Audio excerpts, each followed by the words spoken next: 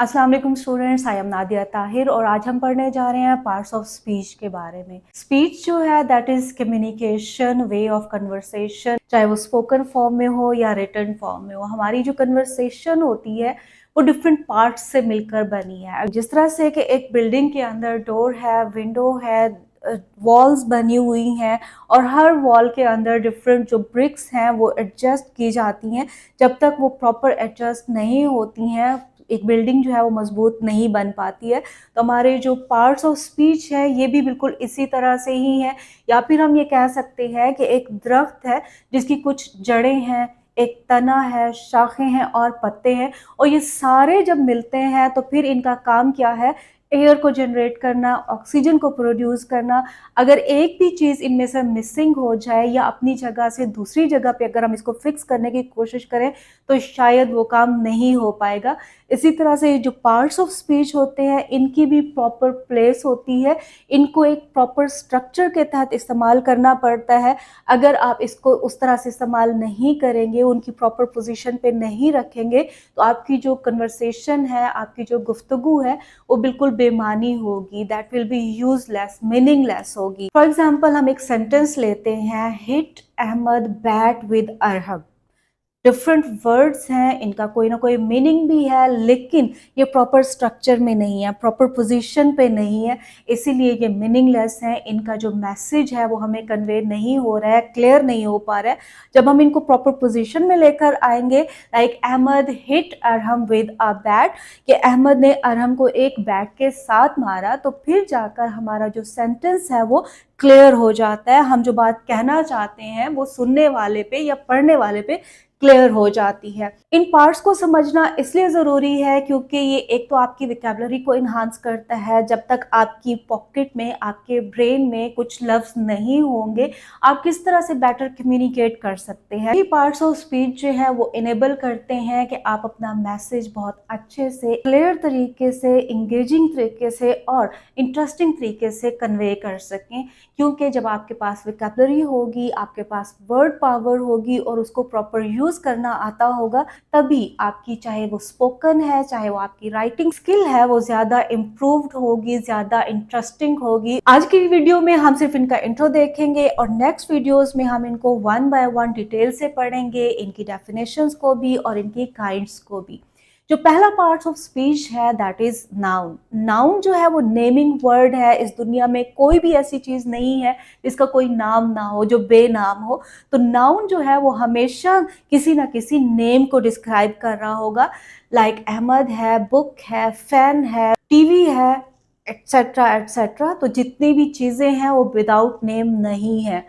इसके बाद है प्रोनाउन। प्रो का मतलब है हटा देने वाला, उसको रिप्लेस करने वाला या फिर उसकी जगह पर आ जाने वाला। और नाउन को हमने देखा कि वो नेमिंग वर्ड है।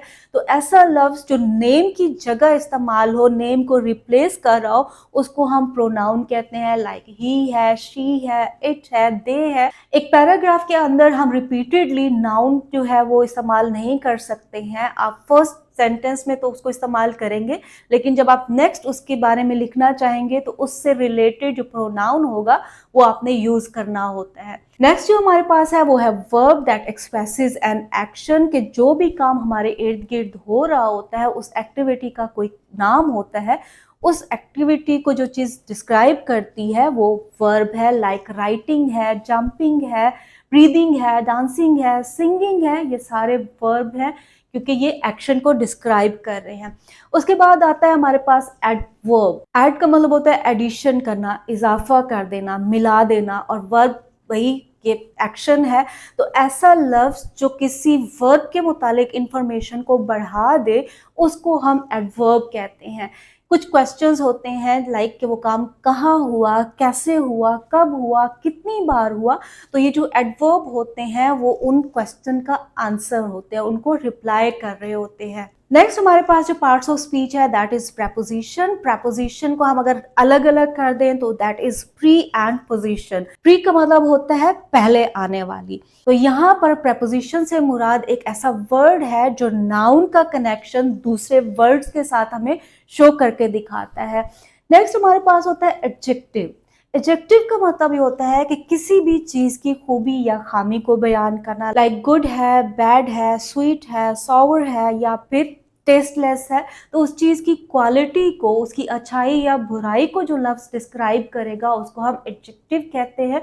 और एक बात याद रखिए कि जिस तरह से एडवर्ब मॉडिफाई करता है वर्ब को, वर्ब के बारे में इंफॉर्मेशन देता है, इसी तरह एडजेक्टिव जो है वो आपको नाउन के बारे में इंफॉर्मेशन देगा कि वो किस काइंड का है, किस टाइप का है या फिर किस किस्म का है। नेक्स्ट हमारे पास आता है कंजंक्शन। जंक्शन जो होता है वो छोटे स्टेशन को कहते हैं। लाइक आप किसी बड़े सफर पे जा रहे हैं तो दरमियान में वो जो छोटे छोटे स्टेशन आते हैं जहाँ पे गाड़ी आपकी थोड़ी देर के लिए रुकती है और फिर आगे को बढ़ जाती है, तो ये भी इसी तरह से ही है कि आपके जो डिफरेंट सेंटेंसेस हैं उनको मिलाने का, जो उनको पुल का काम करता है, वो कंजंक्शन है।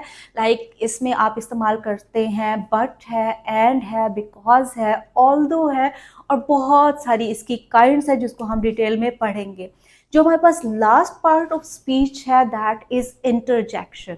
इंटरजेक्शन आपकी सडन एक्सप्रेशन को या आपकी फीलिंग्स को एक्सप्रेस करता है, उसके बारे में बताता है कि जब आप खुशी या गम की कैफियत में बेसाख्ता आपके मुंह से जो लफ्ज निकलते हैं उसको हम इंटरजेक्शन कहते हैं। लाइक आप खुश हैं तो आप बोलेंगे हुर्रा, याहू, या फिर अगर आप सैड हैं तो आप एलास बोलेंगे, आपको चोट लगी है तो आप आउच बोल देंगे। तो वो चीजें या वो लफ्ज जो सडनली आपके मुंह से निकल जाती हैं उनको हम इंटरजेक्शन कहते हैं। ये इस्तेमाल तो जरूर होते हैं सेंटेंस में, लेकिन ग्रामेटिकली इनका कोई यूज नहीं होता है। These are just the expression of feelings। तो ये था हमारा छोटा सा intro about parts of speech कि पार्ट्स ऑफ स्पीच क्या है, इनको समझना क्यों ज़रूरी है और ये कितना फ़ायदेमंद हमारे लिए हो सकते हैं। नेक्स्ट वीडियोस में इंशाल्लाह हम इसको डिटेल में पढ़ेंगे। उम्मीद करती हूँ आज की ये शॉर्ट सी ब्रीफ सी वीडियो आपको अच्छी लगी होगी। अपना फीडबैक हमें ज़रूर दीजिएगा। टिल देन, अल्लाह हाफिज़।